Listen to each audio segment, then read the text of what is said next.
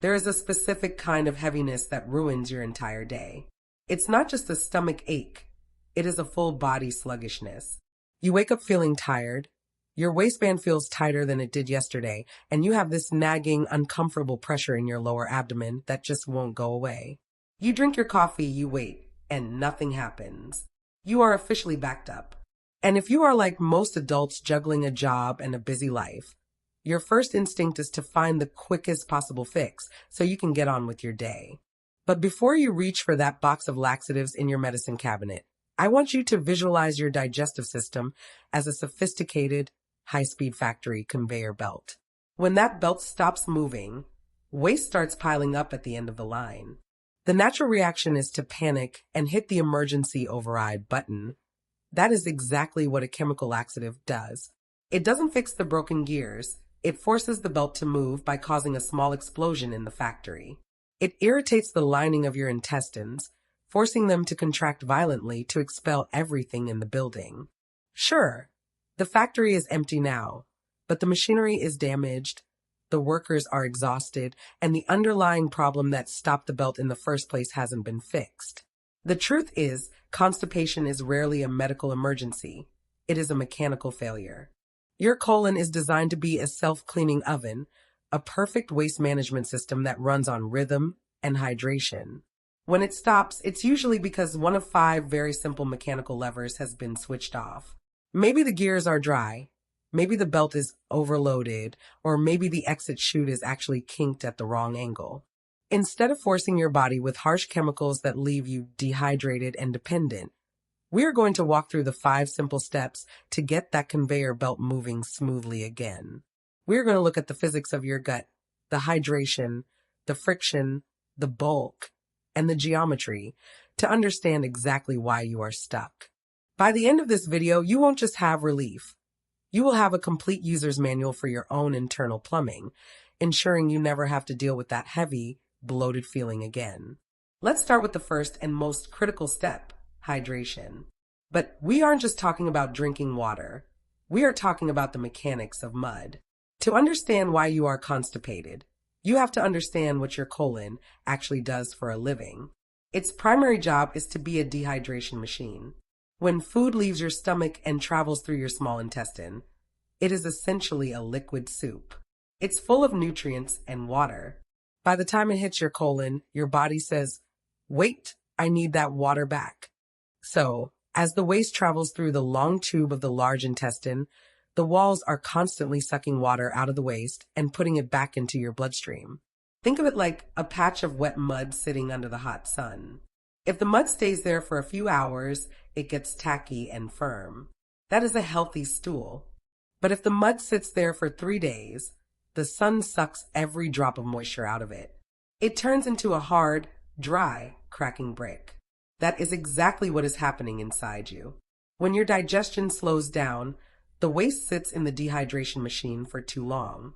Your colon keeps doing its job, sucking more and more water out until the waste becomes a rock that is physically painful to pass. Now, you have probably heard the advice to drink 8 glasses of water a day.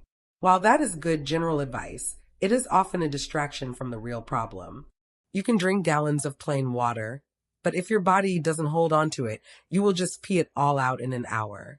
Your gut doesn't just need water, it needs water that stays put. This is where the concept of the magnet comes in. Water follows minerals. If you are drinking distilled or filtered water with no minerals in it, it flows right through you. To soften that brick in your colon, you need electrolytes, specifically sodium, potassium, and magnesium. These minerals act like magnets that hold the water inside the waste, keeping it soft and movable. So, step 1 isn't just carrying a water bottle around. It is ensuring that water is actually doing its job. You need to imagine you are trying to turn that dry brick back into mud. You do this by adding a pinch of sea salt to your water or eating water-rich foods like cucumbers and melons. These foods come with their own mineral packaging that tells the water to stay in the gut where it belongs, rather than rushing straight to the bladder. If you don't fix the hydration mechanics first, no amount of pushing is going to move a dry stone through a soft tube. Once we have the water magnet working, we need to build the structure itself. This brings us to the second mechanical failure, the missing matrix. You have probably been told 1,000 times to eat more fiber. It is standard advice. But if you have ever eaten a bowl of dry bran flakes and felt even more bloated and stuck afterward, you know that not all fiber is created equal. In fact, if you add the wrong kind of bulk to a dry system, you are just building a bigger dam. To understand this step, you have to visualize a kitchen sponge versus a metal scouring pad. They are both cleaning tools, but they work in completely different ways. The scouring pad represents insoluble fiber. This is the roughage found in wheat bran, raw kale, and the skins of fruits. It doesn't dissolve in water. Its job is to add pure bulk and scrub the walls of your intestines as it passes through. It creates volume. But here is the catch. If you scrub a dry pipe with a dry metal pad, it gets stuck. It scratches. It causes friction. If you are already dehydrated, piling up bowls of roughage is like trying to shove a dry tumbleweed through a garden hose.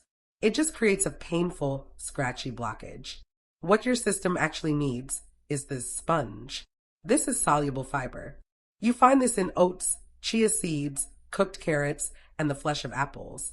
When this type of fiber hits water, it doesn't stay rough. It transforms.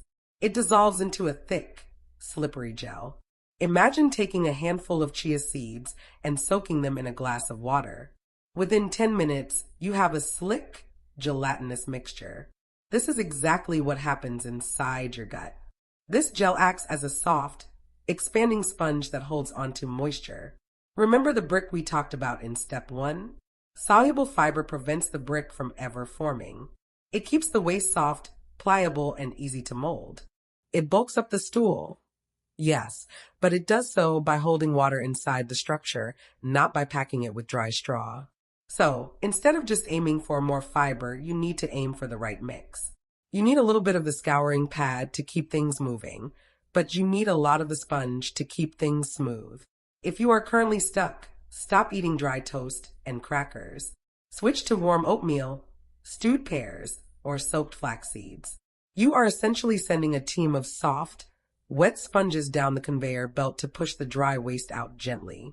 By changing the texture of what you eat, you change the texture of the result, turning a painful, jagged rock into something that glides through the system with zero resistance.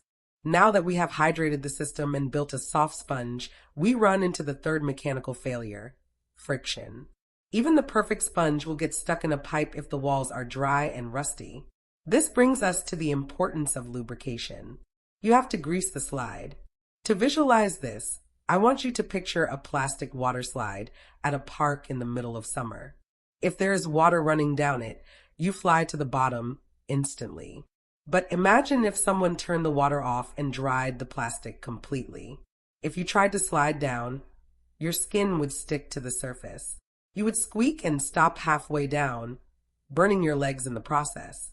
This is exactly what happens inside your colon when your diet is too low in healthy fats. For decades, we were told that fat was the enemy. We bought fat-free yogurt, fat-free dressing, and dry toast. But mechanically speaking, a fat-free diet is a recipe for a traffic jam. Your body has a specific organ designed to handle grease, the gallbladder. When you eat healthy fats, like a tablespoon of olive oil, a slice of avocado, or a handful of walnuts, your stomach sends a signal to the gallbladder. It contracts and squirts a bright green liquid called bile into your intestines. Think of bile as the body's natural detergent. It acts just like dish soap. It is slippery, it breaks down tension, and it stimulates the muscles of the colon to contract. It creates a physical oil slick along the walls of your intestines. When you eat a diet that is completely dry and devoid of oil, the gallbladder sits dormant. No bile is released.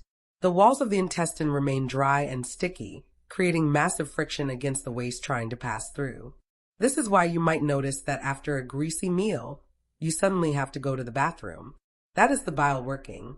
We don't want the greasy, unhealthy kind, but we do need the mechanical lubrication. If you are struggling with constipation, one of the simplest mechanical fixes is to simply add a tablespoon of high-quality olive oil to your lunch or dinner. You aren't just adding calories. You are physically coating the waste and the walls of the chute with a layer of premium lubricant. It is the difference between trying to push a cardboard box across a rough carpet versus sliding it across a polished wood floor. The weight of the box hasn't changed, but the resistance has disappeared. By reintroducing healthy oil to your system, you eliminate the friction that causes straining, allowing the waste to glide through the exit without a fight. We have built the perfect stool. It is hydrated, it has structure, and the slide is greased. But there is one final piece of the machinery that often fails in the modern world: the pump itself. You can have the best designed boat in the world, but if the ocean is perfectly still, it isn't going anywhere. This movement is called peristalsis. To visualize this, imagine a brand new tube of toothpaste. If you want to get the paste out, you don't just stare at it. You have to physically squeeze the tube from the bottom up in a rhythmic wave. Your intestines work exactly the same way. They are lined with rings of muscle that contract in a wave-like motion, squeezing the waste forward inch by inch. The problem is that most of us spend 8 to 10 hours a day sitting in a chair that effectively shuts this pump off. When you sit at a 90-degree angle all day, you are collapsing your midsection. You are putting a kink in the hose and telling those muscles to go to sleep. The wave stops. The ocean becomes a stagnant pond. You might think the solution is to go to the gym and do 100 crunches to strengthen your core. But your colon doesn't care about six-pack abs, it cares about rhythm. The most effective way to restart the pump is actually walking. The gentle, rhythmic impact of your feet hitting the pavement sends a physical vibration up through your legs and into your pelvis. This vibration wakes up the nerves in your gut and triggers the gastrocolic reflex. It is the biological signal that tells the factory line to start moving again. You don't need a heavy workout. You just need to stand up and let gravity and rhythm do the squeezing for you. Finally, we have arrived at the very end of the line, the exit itself. You can have perfect hydration, the right fiber sponge, plenty of oil, and good movement. But if the door is locked, nothing is leaving the building. This is where most modern bathrooms fail us completely. It comes down to simple geometry.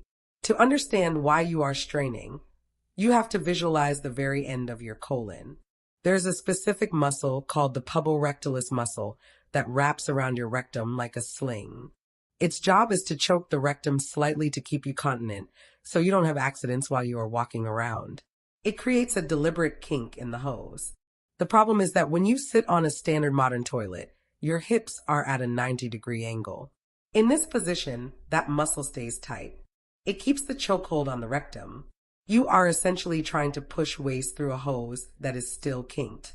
This forces you to strain, hold your breath, and push against a closed door. The fix is incredibly simple mechanics. You need to unkink the hose by simply raising your knees above your hips, getting your body into a squatting position. That muscle instantly relaxes. The kink disappears, and the rectum straightens out into a smooth, vertical chute. You don't need to rebuild your bathroom to do this. You just need a simple footstool. By elevating your feet 6 inches off the ground while you sit, you mechanically unlock the door, allowing gravity to do the work instead of your muscles. So there you have it. You now have the full user manual for your internal plumbing. You know that hydration is about magnets, not just water. You know that fiber needs to be a sponge, not a scouring pad. You understand that oil reduces friction, walking starts the pump, and geometry unlocks the door. If you treat your body like the brilliant machine it is, it will run smoothly for the rest of your life.